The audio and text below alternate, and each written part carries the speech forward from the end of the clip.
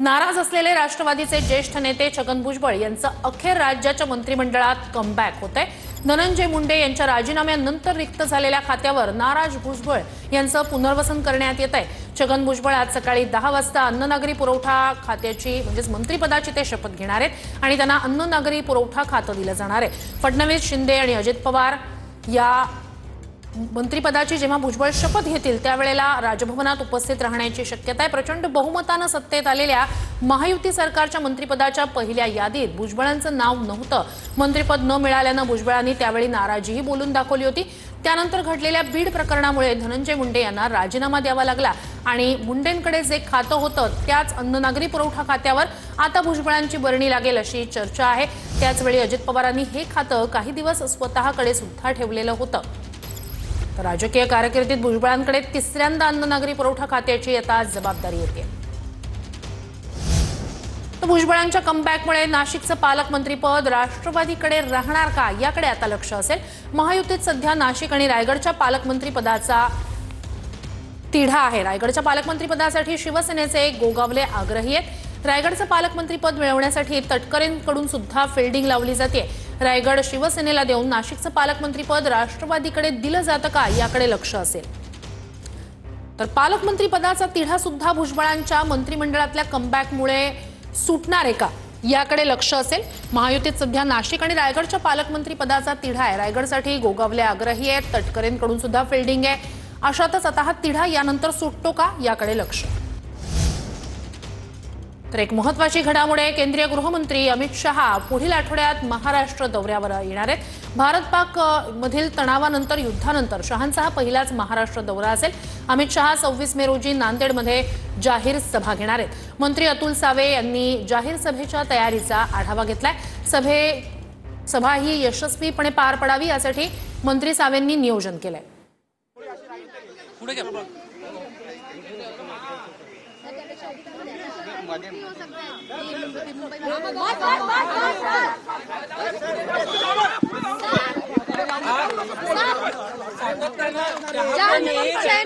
जहाँ नहीं रहना वहाँ नहीं रहना असं तुम्ही म्हटलं होतं।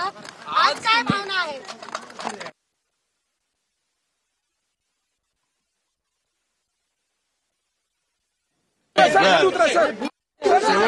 शेवट चांगला ते सगळं चांगलं।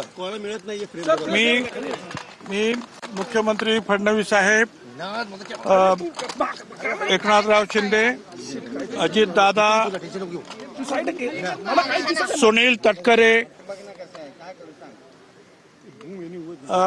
प्रफुल्ल पटेल साहेब यांचे आभार मानतो। मी पंतप्रधान मोदी साहेब आणि अमित शाह साहेब यांचे आभार मानतो। मी माझ्या लासलगाव येवला मतदारसंघातील मतदारांचे आभार मानतो। मी माझ्या समता परिषदेतील सर्व कार्यकर्त्यांचे, नेत्यांचे आभार मानतो आणि जे माझ्याबरोबर ज्यांनी माझ्यावर प्रेम केलं त्या सगळ्यांचे मी आभार मानतो। असं आहे, हे सगळं 8 दिवसापूर्वीच ठरलं। मिटिंग झाली आमच्या 8 दिवसापूर्वी, तेव्हा सगळं ठरलं काय। आणि मग जे आहे अगोदर सोमवारी परंतु मंगळवारी मंत्री वगैरे असतात म्हणून मंगळवारीचं ठरलेलं आहे।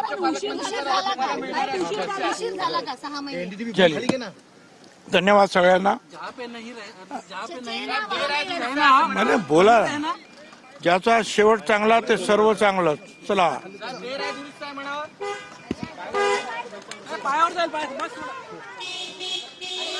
त्याचा शेवट चांगला ते सगळं चांगलं असं छगन भुजबळ यांनी म्हटलेलं आहे। 8 दिवसापूर्वीच याबाबत ठरलेलं होतं आणि आता आज शपथविधी पार पडणार आहे। छगन भुजबळ यांची ही पहिली प्रतिक्रिया म्हणता येईल।